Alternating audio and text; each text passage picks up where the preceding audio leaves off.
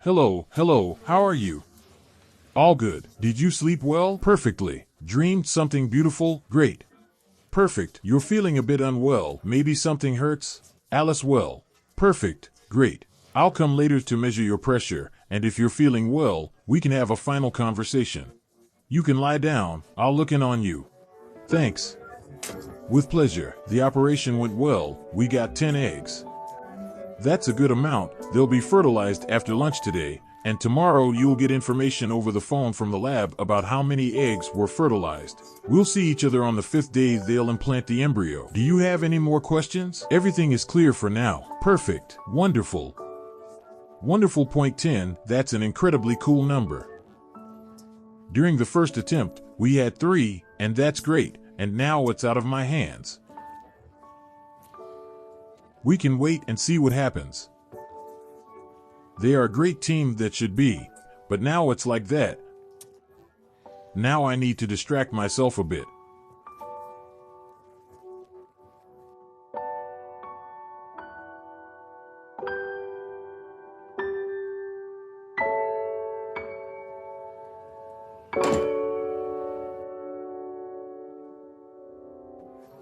I must admit that waiting is one of the most horrible things. Thoughts and fears. They constantly surface in the mind. The hardest part is waiting for a positive result when parents are expecting and when you're expecting such a long-awaited baby. That's the most challenging time.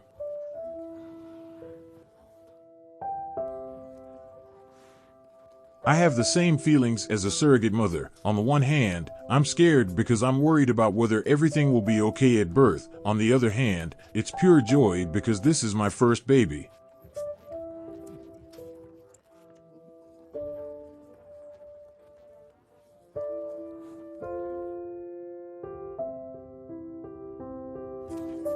By the time this film was finished, the Austrian couples we followed with the camera were still waiting for whether the embryo would finally take hold to show those 2 coveted lines on the pregnancy test.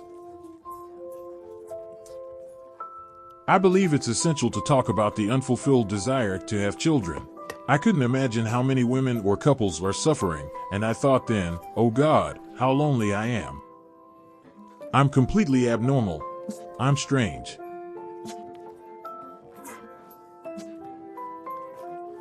You always think that having a baby is easy.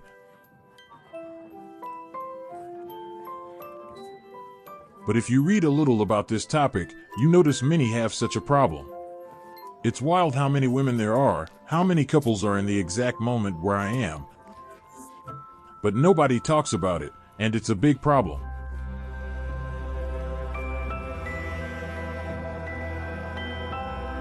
Couples from infertility treatment clinics, you can't recognize them on the street. They don't have a stigma on their forehead where the infertility treatment clinic is. You're one of many. It could be anyone.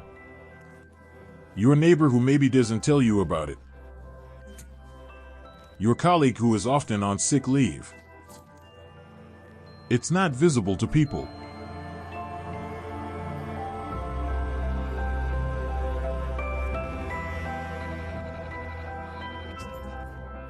I want to say to everyone that if you want to have children,